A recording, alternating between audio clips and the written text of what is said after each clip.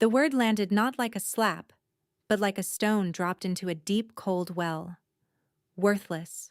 Her father, Jedediah, did not shout it. He never shouted. His cruelty was a low, constant hum, a vibration she felt in her bones even when he was rooms away. But here, in the dusty, sun-slatted air of the town mercantile, the word was as loud as a gunshot. Mr. Albright, the store owner, flinched behind his counter, his gaze dropping to the worn floorboards as if examining them for flaws. He did not want to be a witness to this quiet, brutal transaction. "She is worthless to you, Jedediah," Mr. Albright had said, his voice a placating murmur. He was trying to refuse another line of credit. "A daughter is a blessing, not a burden to be tallied on a ledger." And Jedediah, his face a mask of aggrieved piety, had shaken his head slowly. "A blessing that cannot plow, cannot build, cannot earn. She eats. That is the sum of her. Worthless." He said it to Albright, but his eyes, small and dark like spoiled berries, were on Ruth Ann. She stood by the door, her hands clenched in the folds of her faded calico dress, a statue of obedience she did not feel. She did not look at him. She did not look at Mr. Albright. She looked at the dust motes dancing in the columns of light, wishing she could be as small and insignificant as they were, able to float away on the slightest current. She had heard the word 1,000 times before. It was the name he called her in the dark of their cramped cabin, the final word in every argument, the bitter salt he used to season every meager meal. But here, in public, it felt different. It felt like being stripped bare in the town square. She could feel the heat of shame creep up her neck, hotter than the relentless Texas sun. She braced herself for the pitying look from Mr. Albright, the one that made her feel like a stray dog, hungry and unwanted. But the look never came. Instead, a new silence fell over the store, a different quality of quiet. The air, which had been tight with embarrassment, suddenly felt charged, heavy. Ruth Ann risked a glance away from the dust motes. A man stood near the back of the store, by the barrels of nails and coils of rope. He had been there the whole time, she realized, a figure in the shadows she had not registered. But he was not in the shadows now. He had stepped forward, and his stillness commanded the space more than her father's venom ever could. He was tall, broad in the shoulders, dressed in the worn but clean clothes of a man who worked with his hands but did not live in filth. His hat was pushed back on his head, revealing a forehead creased by sun and thought. He was not looking at her father. He was looking at her.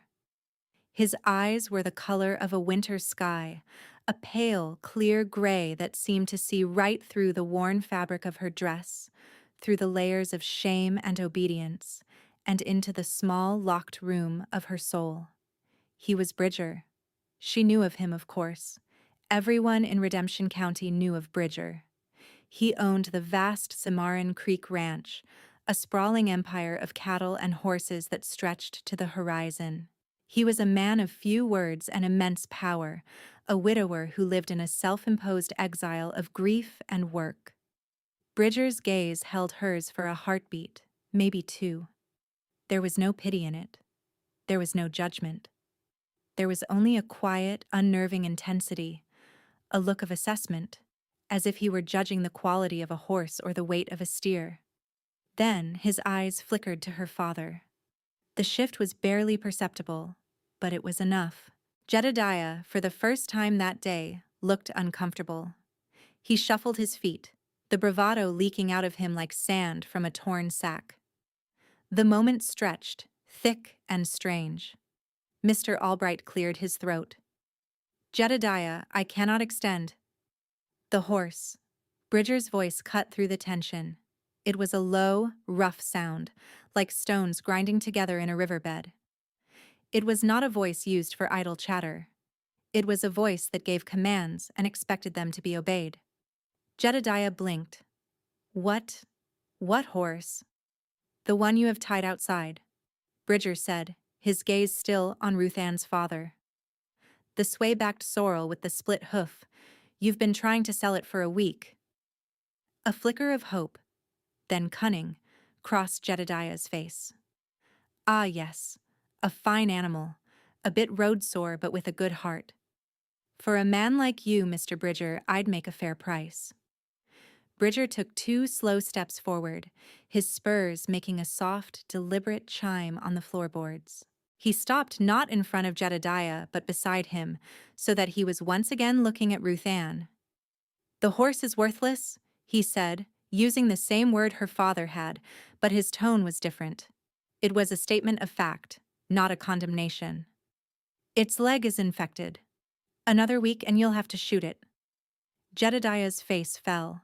The flicker of hope died. "It's all we have." The words were a whine, meant to garner sympathy. "I know," Bridger said. He reached into his vest, his movements economical and precise. He pulled out a worn leather purse. The room was so quiet Ruth Ann could hear the whisper of the leather as he opened it. He took out a silver dollar, then another. He ignored Jedediah's outstretched, grasping hand. His gray eyes found Ruth Ann's again. This was it. The pity. The charity that would feel like another brand on her skin. She braced for it.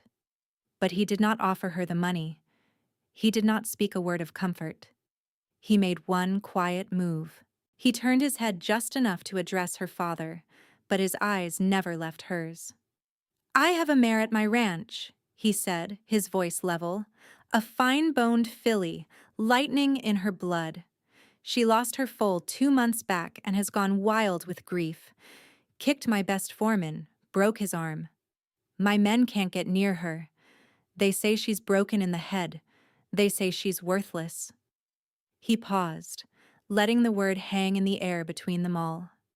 He let Ruth Ann feel the echo of it, the sting and the shame. Then he continued, his gaze a physical weight. "I will give you $20. Jedediah's eyes widened with greed. $20 was a fortune. It was food for a month, whiskey for longer. "For the sorrel?" he asked, unable to believe his luck. "No," Bridger said softly. "The sorrel is your problem. I'm buying your daughter's time. 1 week. She comes to my ranch. If she can get near that mare, if she can put a halter on her, she'll have a place there. If she can't..." He shrugged, a slight movement of his massive shoulders. "Then I've lost $20 and you've lost a week of her worthlessness." The insult was delivered with the precision of a surgeon's knife, sliding past Jedediah's greed and sinking deep into his pride. But the $20 was the balm that soothed the wound.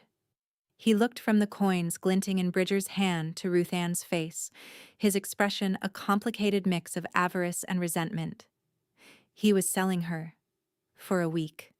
For the price of a good saddle. Ruth Ann's heart was a frantic bird beating against her ribs. This was a trade, a transaction between 2 men, and she was the commodity. But as she looked at Bridger, at the challenge in his unblinking gray eyes, she felt something other than fear. It was a flicker of something she had not felt in years. A choice. He wasn't saving her. He was offering her a test, a cliff to climb. Fail, and she would fall back into her father's suffocating grasp. But succeed. Success was a country she couldn't even imagine. "She'll do it," Jedediah said, his voice slick with sudden enthusiasm. He reached for the money. Bridger's hand closed into a fist, hiding the coins. He did not look at Jedediah. He spoke directly to Ruth Ann, the first words he had addressed only to her. "Will you?" The question hung in the air. It was not a command.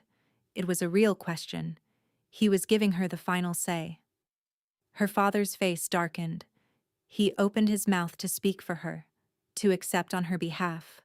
But the look Bridger shot him was as sharp and cold as a shard of ice. Jedediah's mouth snapped shut. All she had to do was say no. She could refuse this strange, humiliating bargain. She could walk out the door and back to the familiar misery of her life. It would be safer. It would be easier. But she thought of the mare, wild with grief, broken in the head, worthless. She understood that kind of pain. She met Bridger's gaze, and for the first time in her life, she made a choice that was entirely her own. She gave a single sharp nod. Bridger held her gaze for another moment, then opened his hand. He didn't give the coins to Jedediah. He walked to the counter and set them down with a heavy, final clink. "For her things," he said to Mr. Albright. "Whatever she needs. Put the rest on my account for her." He turned and looked at Jedediah. "She'll ride out with me now." He said it not as a request, but as a statement of fact. Then, without a backward glance, he walked out of the mercantile, his spurs chiming his departure, leaving Ruth Ann standing in the sudden, shocking silence of a new beginning. The ride to the Cimarron Creek Ranch was a silent one. Bridger had procured a gentle mare for her from the livery, paying for it without a word, and had simply motioned for her to follow. They rode side by side, a respectable distance between them, through the dusty streets of Redemption and out onto the open prairie. The sky was a vast, aching blue, and the land rolled on forever, a sea of sun-bleached grass. Ruth Ann had lived her entire life in the shadow of this landscape, but she had never felt its scale so profoundly. It was a land of immense possibility and immense loneliness. She looked at the man beside her, his profile as stark and unforgiving as the mesas in the distance, and wondered which of the two he represented. He did not try to make conversation. He seemed as comfortable in silence as a monk in prayer. He rode with an easy, unconscious grace, a man who was more at home in a saddle than on his own 2 feet. Ruth Ann, accustomed to the jolting gait of their old, broken-down nag, found herself concentrating on her own posture, trying not to look like the waif her father had proclaimed her to be. Her new belongings were in a small bundle tied behind her saddle: a bar of lye soap, a change of clothes, a hairbrush. Small dignities purchased with Bridger's money. She felt the weight of the debt with every step the horse took. When the ranch finally came into view, it took her breath away. It wasn't a single house, but a small town unto itself. A long, low ranch house built of stone and dark wood sat on a gentle rise, its wide porch overlooking a sprawling complex of barns, corrals, and outbuildings. Smoke curled from the chimney of a cookhouse, and the air was filled with the sounds of a working ranch, the clang of a blacksmith's hammer, the lowing of cattle, the shouts of men. It was an empire built of sweat and will, and at its center was the silent man riding beside her. As they rode into the main yard, the activity seemed to slow. Men stopped what they were doing, their eyes following Bridger and his unexpected companion. Ruth Ann felt 100 pairs of eyes on her, curious and questioning. She pulled her worn bonnet lower, her face burning. She was an object of speculation, a puzzle they were all trying to solve. The foreman, a man with his arm in a clean white sling, came forward to meet them. His face was grim. "Boss," he said, his eyes flicking to Ruth Ann and then away, as if she were a distasteful sight. "The mare's in the round pen." "Good," Bridger said, dismounting in one fluid motion. He looped his reins over the hitching post. He turned to Ruth Ann, and for a moment, she thought she saw a flicker of something in his eyes. Doubt, perhaps, or regret. "The agreement was for you to gentle her." The foreman snorted. "Gentle her? She's a devil, that one. Sent from hell to plague us." Bridger's gaze was cold. "That's enough, Gus." He looked back at Ruth Ann. His voice was low, for her ears only. "You don't have to do this. You can turn around and ride back. I'll not stop you." It was an out, a chance to retreat. But retreat to what? To her father's sneering face? To the suffocating label of worthless? She looked past him, toward the round pen. She could see the mare, a beautiful, wild thing, pacing the perimeter of the pen like a caged storm. Her coat was the color of dark honey, her mane a tangled black river. She moved with a frantic, desperate energy, her eyes wide with terror. Ruth Ann saw not a devil, but a mirror, a creature trapped in a cycle of fear and grief, lashing out at a world it no longer understood. "I'll do it," Ruth Ann said, her own voice surprising her with its steadiness. She slid from the saddle, her legs shaky but determined. She untied her small bundle and handed the reins to a young ranch hand who was staring at her with open-mouthed curiosity. She walked toward the round pen, acutely aware that every man on the Cimarron Creek Ranch had stopped to watch. This was her test, her proving, not just for Bridger, but for herself. As she approached the pen, the mare threw her head up, her nostrils flaring. She let out a wild, high-pitched scream that sent a shiver down Ruth Ann's spine. It was a sound of pure, undiluted pain. Ruth Ann did not unlatch the gate. She simply leaned against the rough-hewn wooden rails, her arms resting on the top plank. She did not look at the horse. She looked at the ground, at the patterns the dust made. She began to hum. It was a low, tuneless sound, a melody her mother used to sing while kneading bread, a sound of peace and domesticity. It was a sound that had no place in this world of hard men and hard work. The mare continued to pace, snorting and stamping her feet, but the frantic edge began to leave her movements. She kept her distance, circling at the far side of the pen, but her eyes were fixed on the strange, quiet girl who did not try to approach, did not hold a rope or a whip, did not even seem to be looking at her.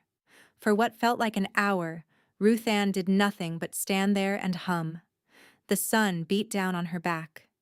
The men in the yard grew restless, muttering to one another. Gus, the foreman, spat on the ground in disgust. Even Bridger, who stood motionless by the ranch house porch, seemed carved from stone. But Ruth Ann did not move.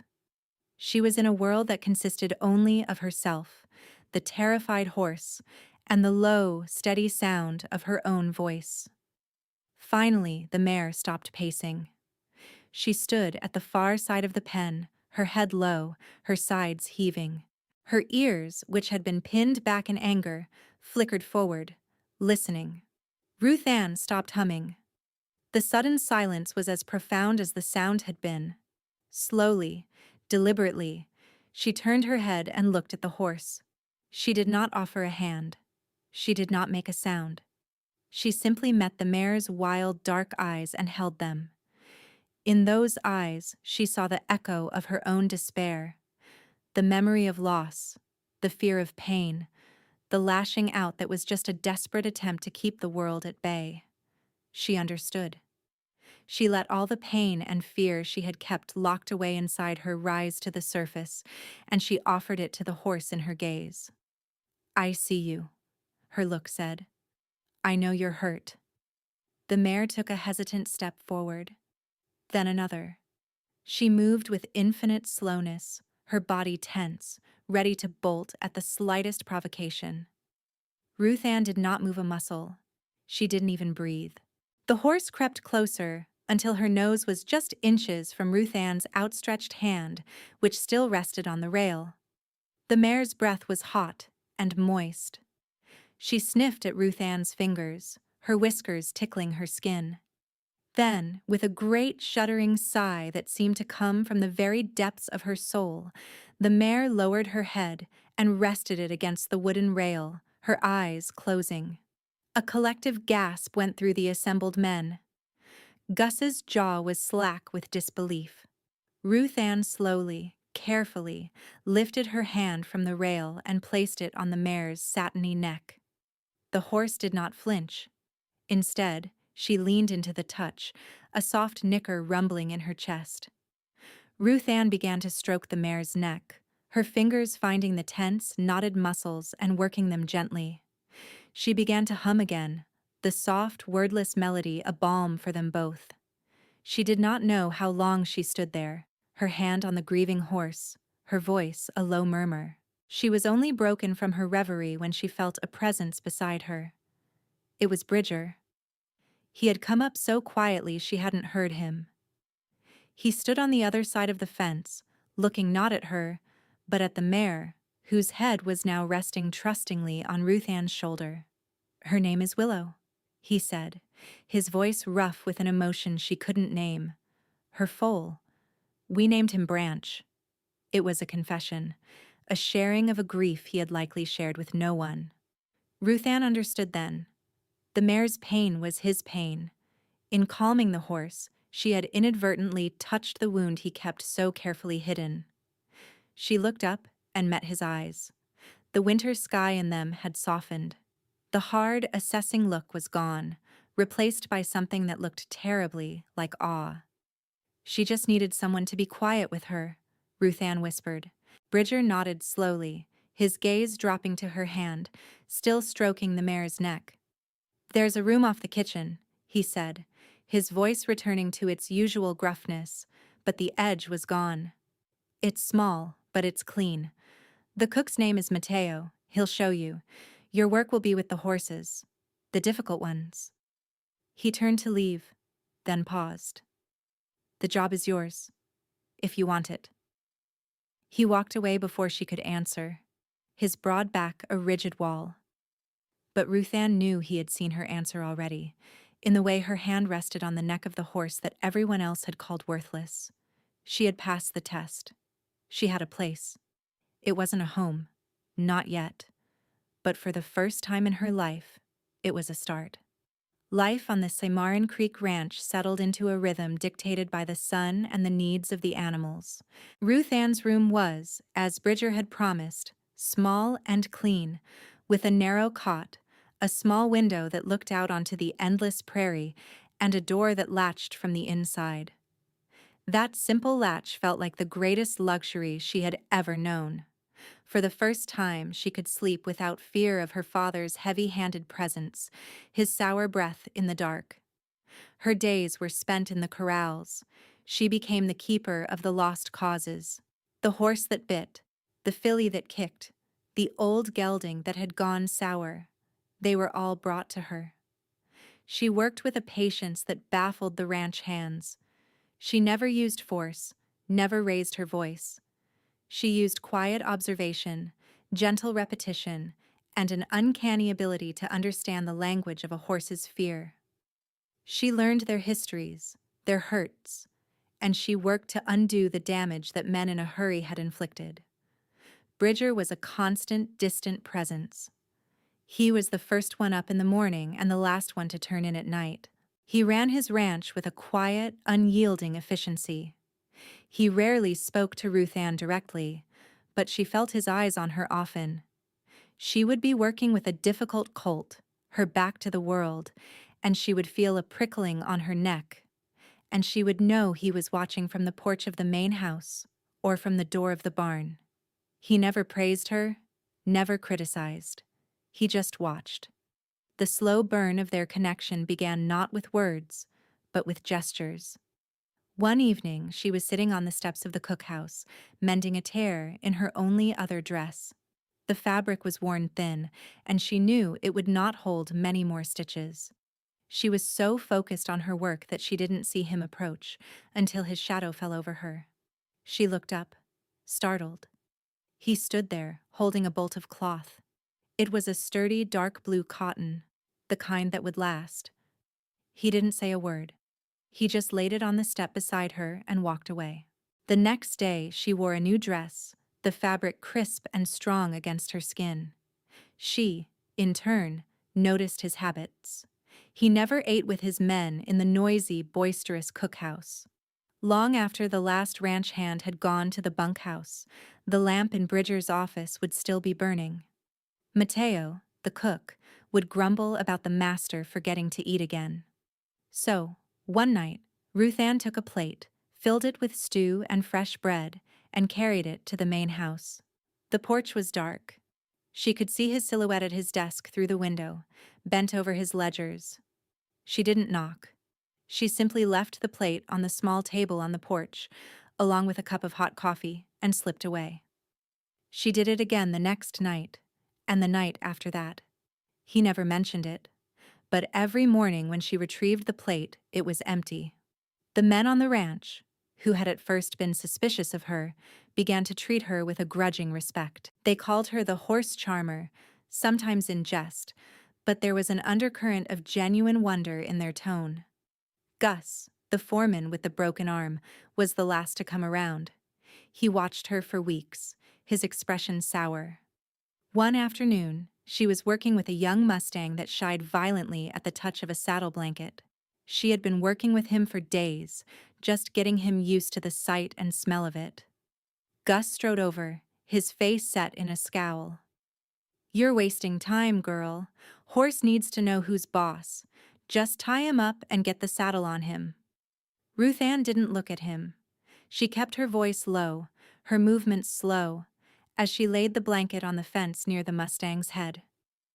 "He knows who's boss," she said softly. "He's just afraid the boss is going to hurt him." She picked up the blanket and let the horse sniff it. "Someone probably hurt him before." Gus was silent for a long moment. He looked at his own arm, still in a sling from his encounter with Willow. He looked at the young Mustang who was now tentatively nibbling at the corner of the blanket in Ruth Ann's hand. He grunted, a sound that was not quite an apology, and walked away. From that day on, he left her to her work. The moment of physical connection, when it came, was as sudden and unexpected as a summer storm. She was leading Willow from the pasture when a rattlesnake, sunning itself on a rock, buzzed its angry warning. The mare screamed and reared, her powerful body a terrifying explosion of panic. Ruth Ann was knocked off her feet, the lead rope yanked from her hand. She landed hard, the breath knocked out of her. Before she could even register what was happening, Bridger was there. He seemed to appear out of nowhere, moving with a speed that belied his size. He grabbed the mare's trailing rope with one hand and with the other, he hauled Ruth Ann to her feet, pulling her tight against his chest to shield her from the striking horse. For a moment, the world stopped. The frantic mare, the buzzing snake, the dust-filled air. It all faded away. All Ruth Ann was aware of was the solid wall of his chest, the strength of the arm wrapped around her, and the smell of leather, dust, and him. Her face was pressed against his shirt, and she could feel the frantic, heavy beat of his heart. Or was it her own? She couldn't tell. He held her there for a second longer than was strictly necessary, his hand splayed against the small of her back. She felt a jolt, a current of electricity that had nothing to do with fear. Then, as quickly as he had grabbed her, he set her back on her feet, his hands dropping away as if she were made of fire. He turned his attention to the mare, his voice a low, calming rumble as he soothed the trembling animal.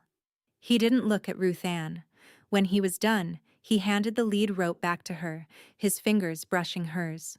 The brief contact was like a brand. "You should be more careful," he said, his voice gruff, his eyes fixed on a point somewhere over her shoulder. "Thank you," she whispered, her voice shaky. He gave a curt nod and strode away, leaving her with a racing heart and the lingering feeling of his hand on her back. The slow burn had caught a spark. They had touched, and neither of them could pretend not to have felt the heat. The distance he put between them afterward was a testament to the power of that moment. He became more remote than ever, his silence deeper, his presence more formidable. He was fighting it. And that, more than anything, told Ruth Ann that she was not the only one who felt it. Just as a fragile peace began to feel possible, her past arrived on a cloud of dust and ill will.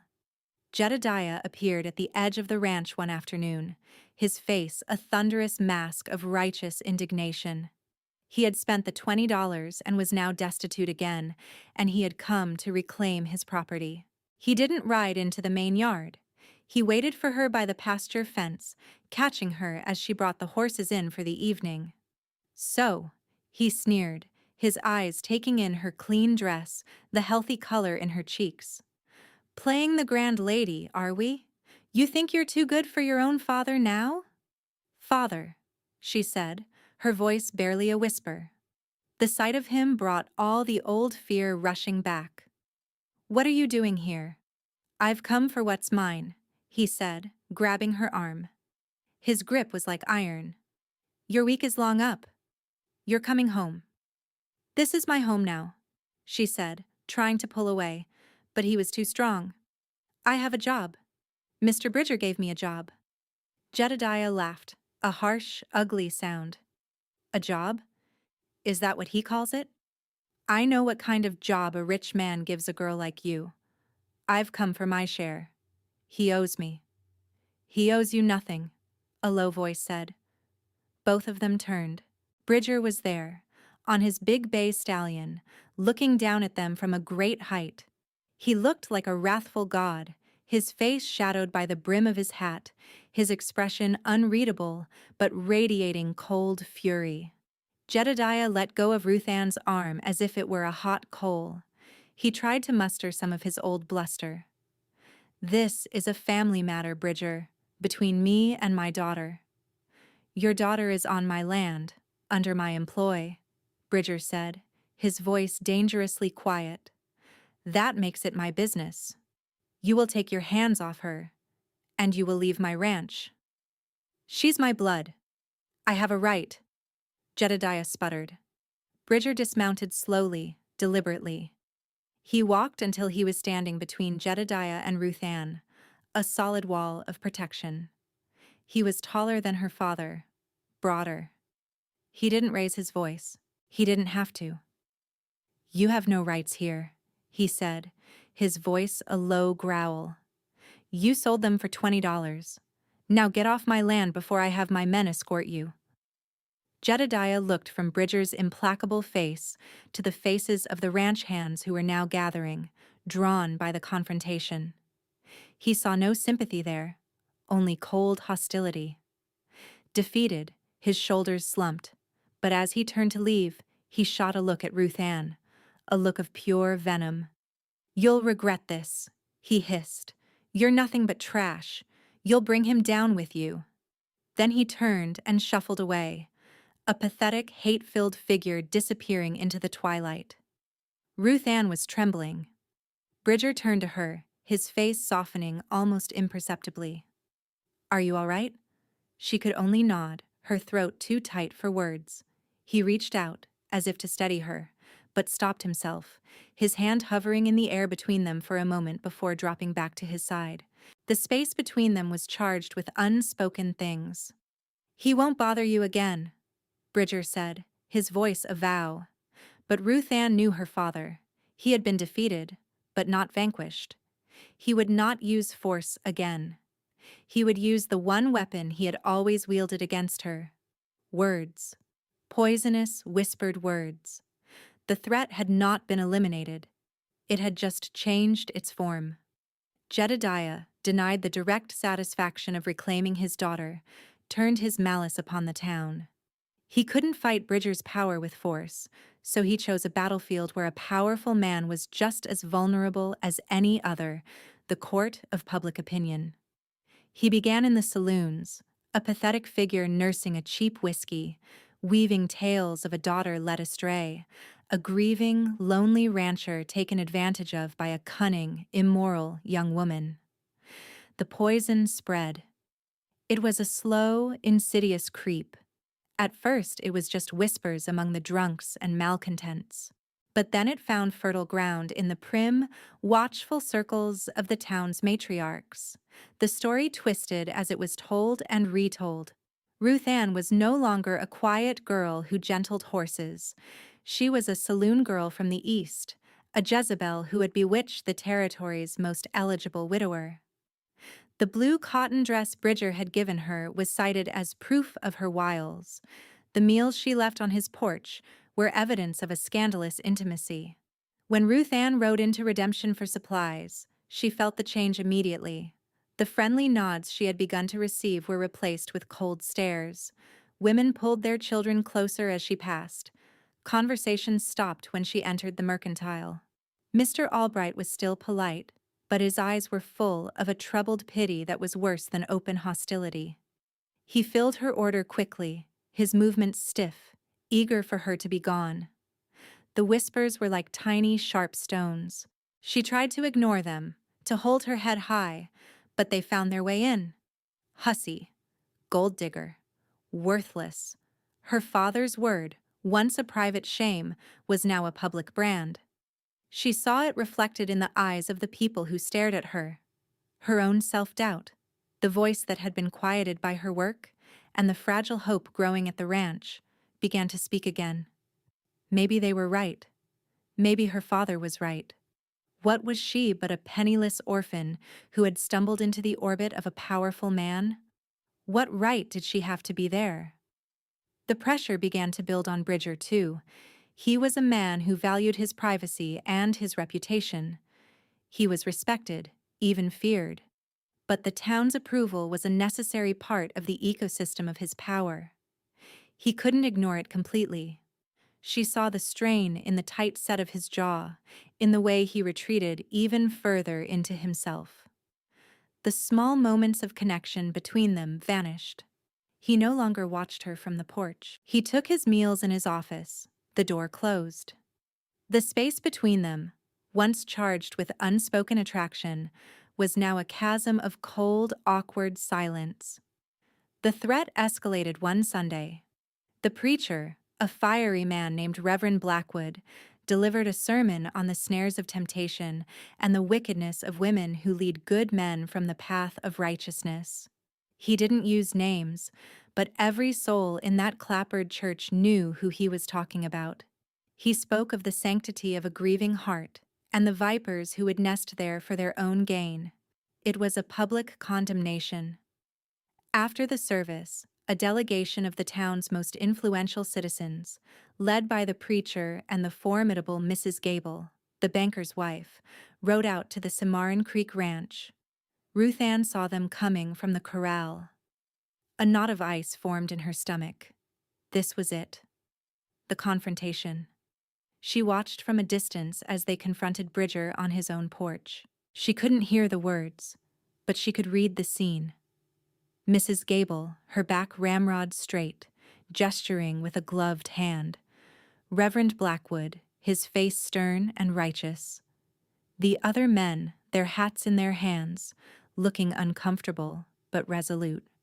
And Bridger, standing alone, listening, his face a stony mask. He was being given an ultimatum.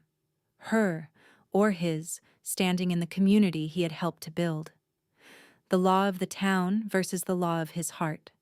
And his heart, she knew, was a fortress he had spent years building, its walls thick with grief and solitude. The delegation finally left, their mission seemingly accomplished. They looked grimly satisfied. Bridger remained on the porch for a long time, staring out at the land that was his kingdom.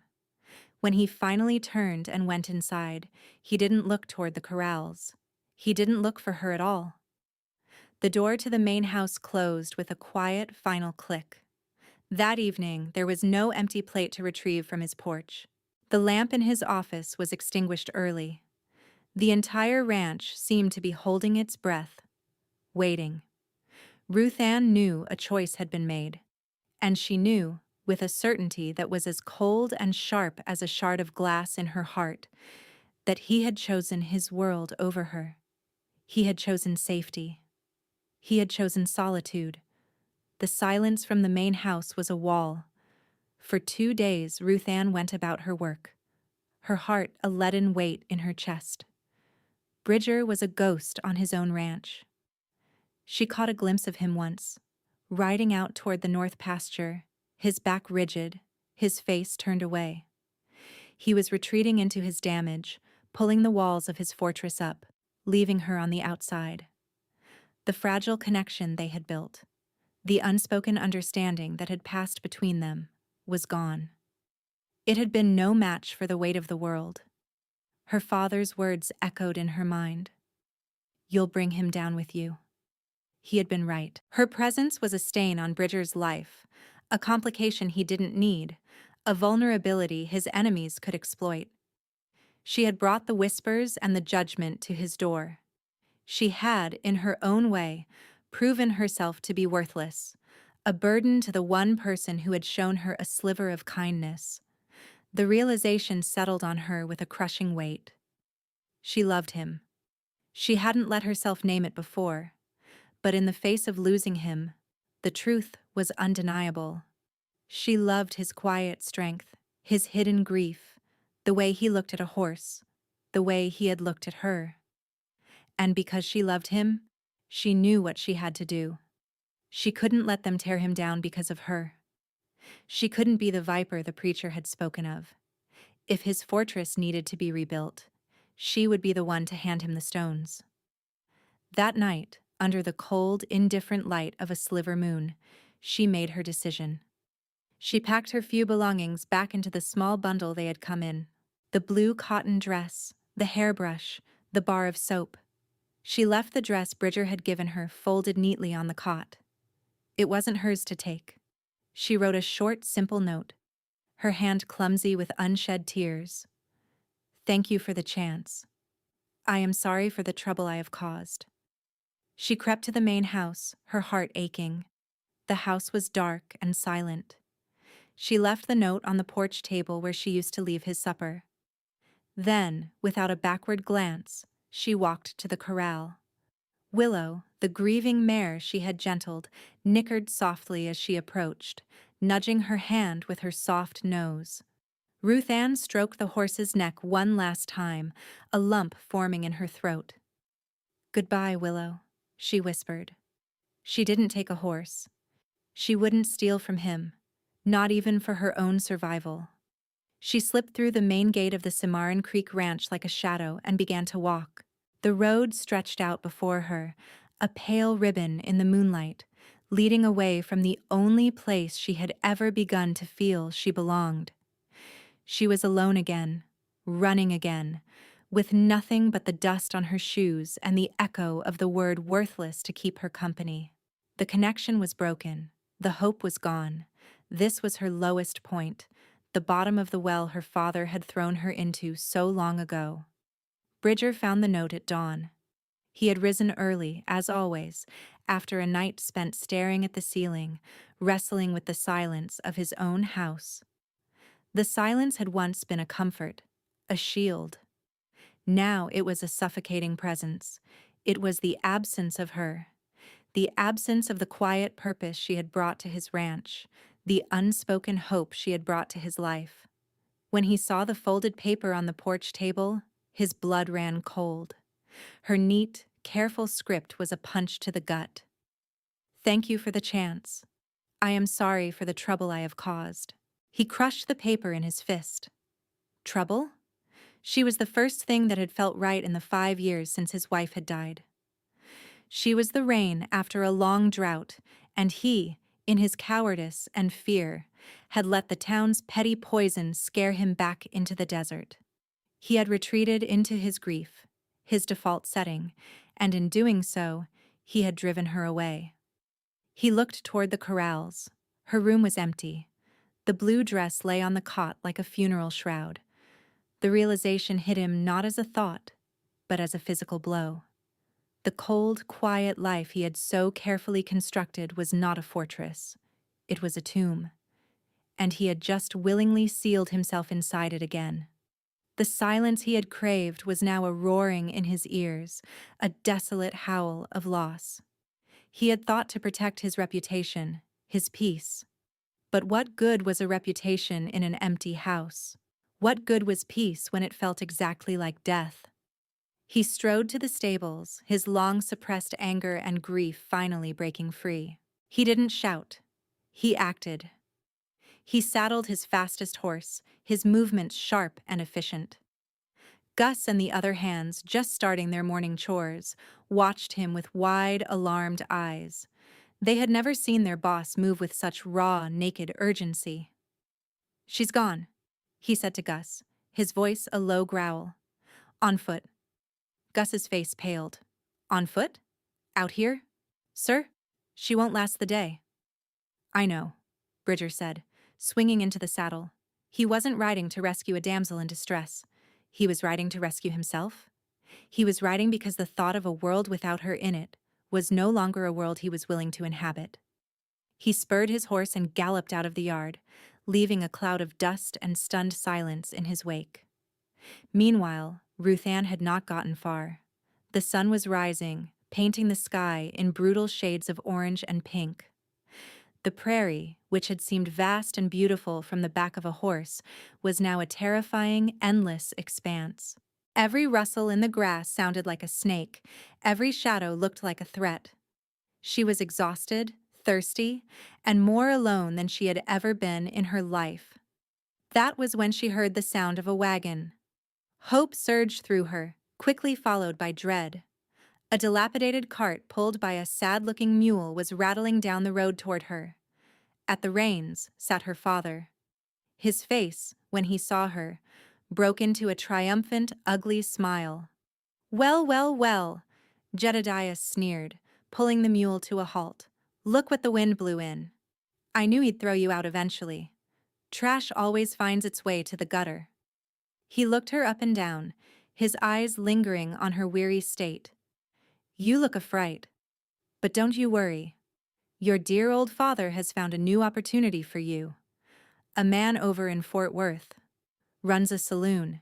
He's looking for a new hostess. He pays well for girls who know their place." The implication was sickeningly clear. He wasn't taking her home. He was taking her to be sold.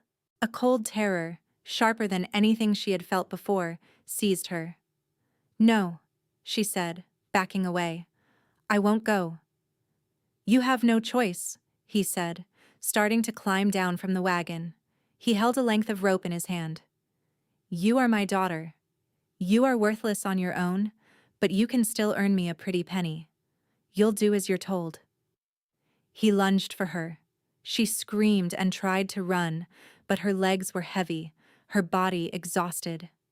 He grabbed her, his fingers digging into her arms, his breath foul with whiskey and malice. "You belong to me," he snarled, raising the rope. "She belongs to no one but herself." The voice was low, cold, and carried the unmistakable crackle of thunder. Jedediah froze. They both turned.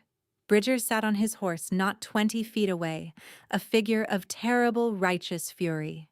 He wasn't holding a gun. He didn't need one. His presence alone was a weapon. "Bridger," Jedediah stammered, his bravado evaporating. "This is not your concern." She ran away. "I am merely escorting her." Bridger dismounted in one fluid, menacing motion. He didn't run. He walked. Each step was deliberate, a nail being driven into a coffin. "Let her go, Jedediah. She is my daughter. She is worthless. She is mine to do with as I please." Jedediah shouted, his voice cracking with a mixture of fear and defiance. He gave Ruth Ann a shake, as if to prove his ownership. That was the final straw. Bridger closed the distance in 2 long strides. He didn't hit Jedediah. He simply took the man's wrist in his hand and applied pressure. Jedediah cried out, his fingers going limp, releasing Ruth Ann. Bridger shoved him backward, sending him stumbling into the dust. He then moved to stand in front of Ruth Ann, placing himself between her and her father, a living shield. He turned his head slightly, his gaze meeting hers. The ice in his eyes had melted, replaced by a fire she had never seen before. It was a fire of fierce possession, of profound regret, of a love he could no longer deny. He had made his choice. He looked back at the pathetic, whimpering man on the ground. "She is not worthless," he said, his voice ringing out across the silent prairie, a proclamation for the world to hear. "And she is not yours." He then looked back at Ruth Ann, his eyes locking with hers. He held out his hand. It was not a command. It was an invitation, an offering, a plea. "Ruth Ann, come home." Home. He had said the word. Her heart stuttered. Tears she hadn't allowed herself to shed now streamed freely down her face. This was her rescue. And his. He had ridden not to save her from her father, but to save himself from the silence. He had publicly defied the town, his reputation, and his own past for her. And she by leaving, had forced him to realize what he truly could not live without. She put her trembling hand in his. His fingers closed around hers, strong and warm. It was not the grip of an owner, but the clasp of a partner. She had found her place. A month later, the sun was setting over the Cimarron Creek Ranch, painting the sky in hues of rose and gold. The land, once a symbol of Bridger's isolation, now felt like a shared promise. The whispers in town had not ceased entirely, but they had lost their power. Bridger's public defiance, his unapologetic claim of Ruth Ann, had shamed the righteous and silenced the malicious. He had chosen his own law, the law of his heart, and his power was such that the rest of the world had been forced to bend to it.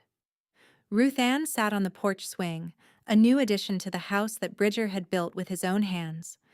She was mending a bridle, her fingers moving with a familiar, comfortable rhythm. The scent of leather and lye soap and evening primrose filled the air. Peace. It was a feeling so new, so profound, it still sometimes took her breath away. Bridger came and sat beside her, his large frame making the swing dip. He didn't take the bridle from her. He just sat, watching her hands work.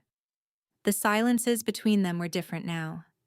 They were not chasms of unspoken grief, but comfortable, shared spaces, full of a deep and abiding understanding. "I spoke to Mateo," he said, his voice a low rumble. "I told him we'd be needing a bigger table in the dining room." Ruth Ann paused in her stitching, a small smile playing on her lips. "Oh? Are you expecting company?" "I expect to eat my meals at a table from now on," he said, looking at her. "With my wife." It wasn't a question. It was a statement of a future he was already building. He reached over and gently took the bridle from her hands, setting it aside. He took her hands in his. They were no longer the hands of a desperate girl, but the capable hands of a woman who knew her own worth.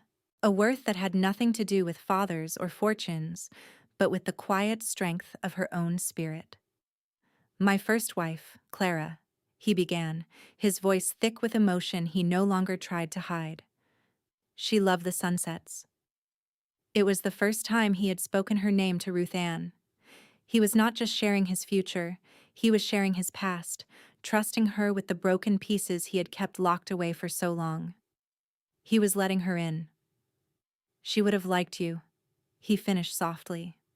Ruth Ann felt tears well in her eyes, but these were not tears of sorrow. They were tears of a deep, soul-shattering gratitude. She had not replaced a ghost. She had joined a story. She had not just healed his horses, she had helped to heal him. And he, in turn, had seen the worth in her that no one else could, and in doing so, had given her the world. He lifted her hand to his lips and kissed her calloused knuckles, a gesture more intimate than any passionate embrace. The frontier was still wild. The world still held its dangers. But here, on this porch, in the circle of this man's love, she was finally, irrevocably home. He had saved her from her father, and she had saved him from himself. And in the quiet peace of the Texas twilight, that mutual rescue felt like the only truth that had ever mattered.